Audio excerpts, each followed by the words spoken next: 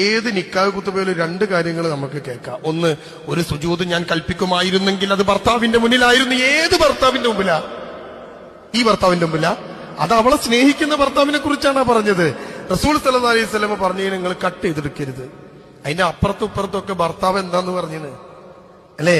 അവളുടെ മുഖത്തടിക്കരുത്, അവളോട് നീ മാന്യമായി മാത്രമേ പെരുമാറാവൂ, ഇത് പറഞ്ഞില്ലേ? അതൊന്നും നമ്മൾ മറന്നു ചെയ്താ അല്ലേ? ഒരു പുരുഷനോട് പറഞ്ഞ സാധനതാ, മുഖത്തടിക്കരുത്. നിങ്ങൾ തമ്മിൽ പ്രശ്നമുണ്ടോ? ഉണ്ടോ? അവളെ നിങ്ങൾ ആളെ മുമ്പിൽ വെച്ച് വഷളാക്കരുത്. ബെഡ്റൂമിലേക്ക് കൊണ്ടുപോയിട്ട് മാന്യമായി പെരുമാറണം. അതൊരു വളഞ്ഞ വാരിയല്ലാണ്. നിവർത്താൻ ശ്രമിക്കരുത്, പൊട്ടിപ്പോവും. ക്ഷമിക്കണം, പൊറുക്കണം. അവളുടെ സ്വഭാവം നിങ്ങൾക്ക് ഇഷ്ടപ്പെട്ടില്ലേ, നിങ്ങൾ ക്ഷമിച്ചു കള. ആ സ്വഭാവം നന്നാവുമ്പോ നിങ്ങൾക്ക് ഇഷ്ടമായിക്കോളും എന്നൊക്കെ റസൂല് പറഞ്ഞതൊക്കെ നമ്മൾ മറന്നു. ഈ സുജൂദിന്റെ കാര്യം മാത്രം. രണ്ടാമത്തെ ഒരു കാര്യം കൂടിയുണ്ട്, അത് ഇനി പറയാതെ പോണത് മോശാട്ടോ. അതെന്താ? ആകെ ഭർത്താവിന്റെ ശരീരം ചീഞ്ഞളിഞ്ഞിരുന്നാലും അത് നക്കിത്തുടച്ചാലും നിന്റെ ബാധ്യതകൾ തീരുന്നില്ല. ഇതൊക്കെ ഏത് ഭർത്താവിനെ കുറിച്ചാ പറഞ്ഞതെന്നറിയോ?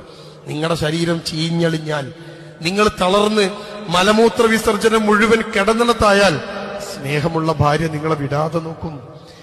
നിങ്ങൾ ഇനി ശ്രദ്ധിക്കേണ്ടത് എല്ലാ കാര്യങ്ങളും നിങ്ങളുടെ ജോലിയിൽ നിങ്ങൾ ശ്രദ്ധിക്കുന്ന പോലെ, നിങ്ങളുടെ ജോലിക്ക് വേണ്ടി നിങ്ങൾ പ്ലാൻ ചെയ്യുന്ന പോലെ, നിങ്ങൾ ഏറ്റവും കൂടുതൽ ശ്രദ്ധയും പ്ലാനും സമയവും ഒക്കെ നിങ്ങളുടെ കുടുംബത്തിന് കൂടി നൽകണം.